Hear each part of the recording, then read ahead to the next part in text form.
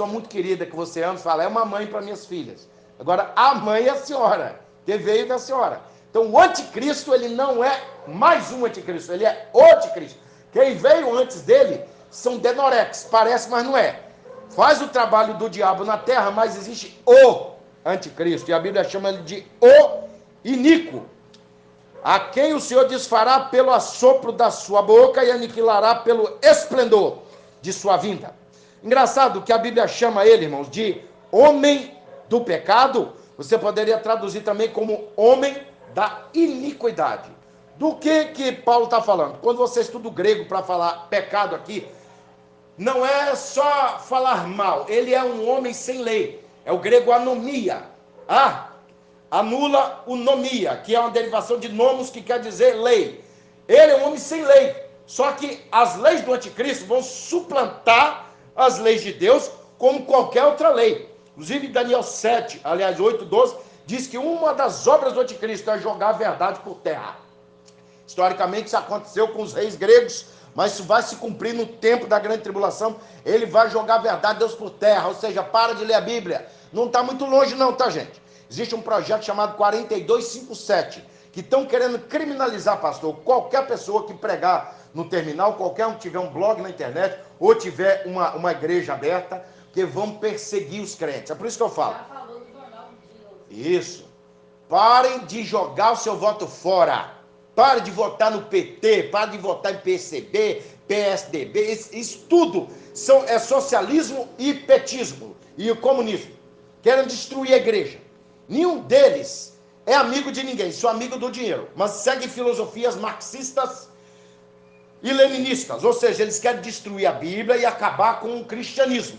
Foi assim na Rússia, é assim na China, é assim em qualquer lugar. O cristianismo sempre foi perseguido em países comunistas, e é votar em partidos, em partidários do PT, e você vai jogar o seu voto fora. Daqui a pouco nem para a igreja você não vai poder vir mais. Então, gente, o espírito do anticristo já está aí. Paulo falou, ele já opera na terra. Paulo, quando escreve isso aqui, ele está falando de repente de Nero, que está perseguindo os crentes, está matando os apóstolos, está odiando a igreja. É uma voracidade terrível, querendo abocanhar a gente. Então nós temos que tomar cuidado. Então, em primeiro lugar, irmãos, ele não é um sistema, ele é um homem, ele é um ser humano, né? E o próprio Jesus chama ele de o abominável, em Mateus 24:15, tirando isso do que Daniel viu lá atrás. Daniel, inclusive, chama ele de ponta pequena em Daniel 7:8. Daniel 9:26 fala que ele vai fazer um acordo de paz com muitos. Então, gente, nós vemos aí a evidência do anticristo e também a sua iminência. Já vivemos a última hora. Segundo, qual é a natureza dele? É uma natureza maligna, repita, maligna. Versículo 3 aqui de 2 Tessalonicenses diz, manifeste o homem do pecado, filho da perdição. O que é que nós temos aqui, gente? Um homem que tem como mestre-sala a apostasia. Jesus teve como mestre-sala João Batista, que preparou o caminho do Senhor. Ele tem um monte de falsos cristos, falsos profetas, falsas religiões, ideologias que vão preparar o caminho para ele chegar. E outra coisa, é ele chegar trazendo solução para tudo e o povo vai abraçar, até os crentes. Crentes materialistas, irmão, não vão compreender o anticristo como anticristo, mas sim como salvador da pátria. Com certeza, você pode ter certeza disso. O Paulo, ele falou aqui que ele é o homem da perdição. Por que da perdição? Infelizmente, irmão, existe uma predestinação, uma dupla predestinação. Existe a predestinação dos salvos, daquele que Deus viu, que nunca se desviaria. E Paulo chega a falar aqui, no versículo de número 12, versículo 13, mas devemos sempre dar graças a Deus, por vós, irmãos, amados do Senhor, por vós, Deus ter vos elegido desde o princípio do mundo para a salvação e santificação do Espírito Santo, ou seja, a igreja é eleita. Aqueles que não descem do barco da igreja, eles não vão afundar. Agora, o anticristo, ele é o filho da perdição. Engraçado que a Bíblia chama ele de filho da perdição. É o único que a Bíblia chama de filho da perdição. Ele é um ímpio, ele é uma pessoa que odeia a Deus, que se volta contra Deus. Inclusive diz as escrituras que ele odeia mulheres. Então vão procurar buscar Deus para vocês não ficar aqui, tá bom? Que ele vai odiar vocês. Porque ele é filho da serpente. Então ele vai odiar os filhos da mulher, né, pastor? Então o que nós temos aqui?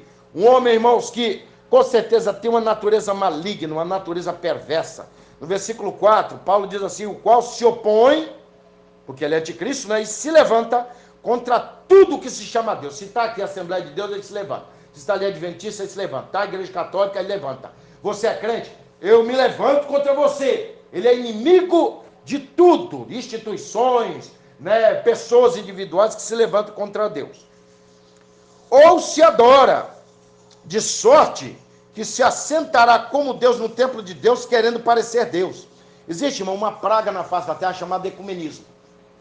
É uma religião chamada Crislã.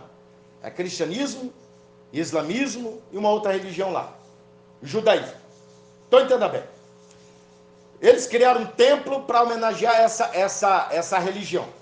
E possivelmente, pastor, é lá onde o anticristo vai entrar e vai se comportando como Deus e se opondo contra Deus. Não é verdade? Então, irmãos, entenda bem, o assunto do anticristo ele não era ignorado pela igreja do primeiro século, e nós não podemos ignorar. Ele é exposto em muitas figuras no Antigo Testamento, e ele não vai demorar até chegar até nós. A natureza dele é perversa. Jesus chama esse tipo de pessoa de um abominável, o filho do diabo.